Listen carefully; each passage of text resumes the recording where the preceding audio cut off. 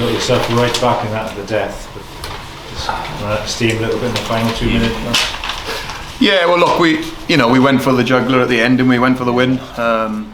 Our intention really, we just talking around it as coaching group, was if we got a shot for 3 there, what we were going to do. But obviously, with what happened there, that got taken away from us pretty quickly. So, you know, the pleasing thing for me when I look back at it is we got ourselves out of a situation there that we created for ourselves around our error rate. You know, we were, even at the end of the game, we turned 40% of our ball over. So they turned 15% over. So, you know, your opportunity to build pressure and stay in field position and hopefully try and build on the work you've done previously. It's very difficult when you're making either missing cleans at rucks because of their ruck presence, or whether you're just making just basic errors yourself. Becomes tough. But I thought the way the boys actioned that at half time, came out and to put the performance they did for, like you said, 37 minutes there. Credit to the boys for that.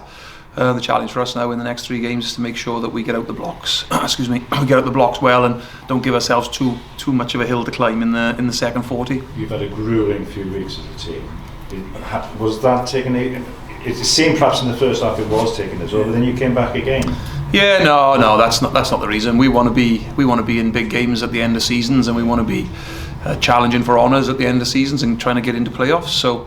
That's par for the course. You have to be able to do that as a squad and a team. So, of course, guys that have played a lot of minutes, your Jack Morgans and these types of guys that have been out there a lot. Obviously, you feel for those guys at this stage of the year having to go back to back. But look, no, I think we showed in the second half that there was plenty of energy there. It was more a case of being accurate in what we were doing, and I think once we were accurate, that gave us energy to keep repeating. And look, I was pleased with what I saw in the second half in large part, because I was probably equally unhappy around the execution in the first half. But look, it is what it is. We've got to move on, and we've got to move on quickly. You said in the week to 3 wins out of 4 you needed, so the equation's simple in that sense. Isn't it? Yeah, nothing's changed there around that.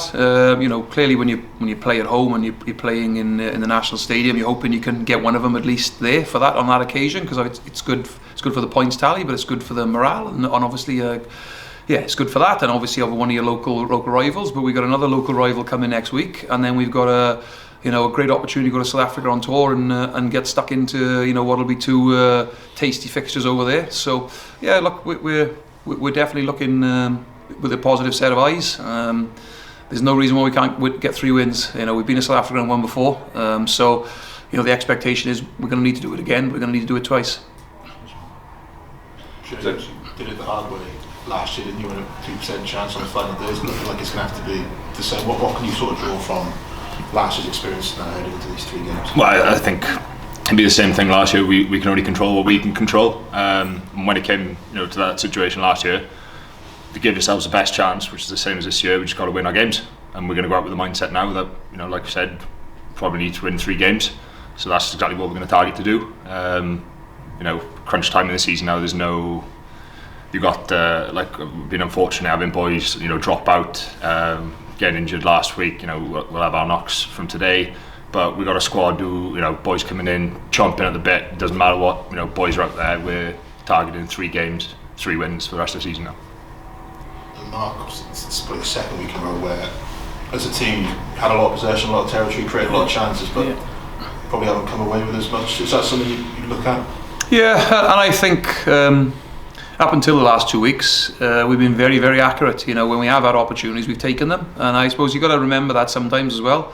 There'll be moments in the season and in games where it won't go your way. You won't be as good as you have been. The opposition will be good, and it's how you deal with it. But like I said, the positive signs for me were could have gone 1 or 2 ways at half time, but the character the boys showed, but more than the character, that's the price of entry, the character.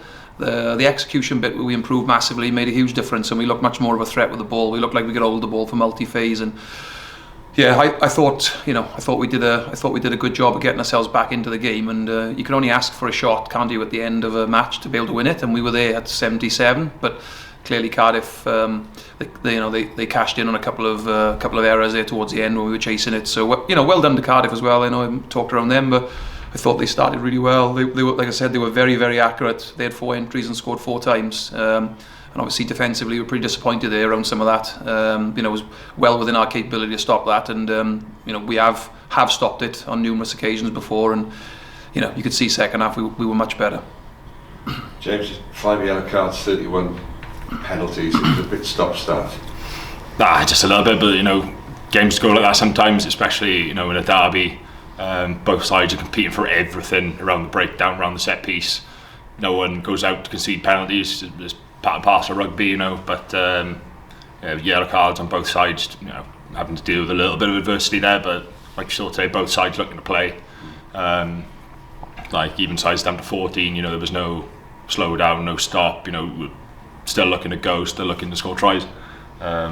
It's just like Boyce said, you know, I think the difference today was just our accuracy at different points around the breakdown, and then Cardiff doing well to capitalise on some of our errors. And given the 2 weeks they've had, that was a pretty good performance from Cardiff, wasn't it? They're a good outfit. They're under you know a bit of adversity at the moment with everything going on, but I'm sure you know they'll come in and say you know they wouldn't have used that as an excuse if it was the other way around. You know, had they lost today, I don't think they'd have been coming in and you know putting it down to that. I think you know they've got good characters in there, and they just putting rugby first at the moment and just not controlling what they can control, which is the rugby side of it. How, just for accuracy, how long was that break you made? Was it 50 or 60 yards?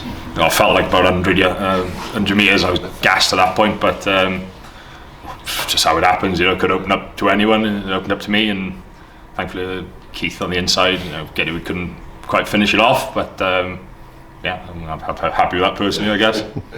Thanks. James, what about the experience of playing at the stadium? Some players don't get to do it very often, so how did you enjoy that? No, definitely, it's a really good occasion.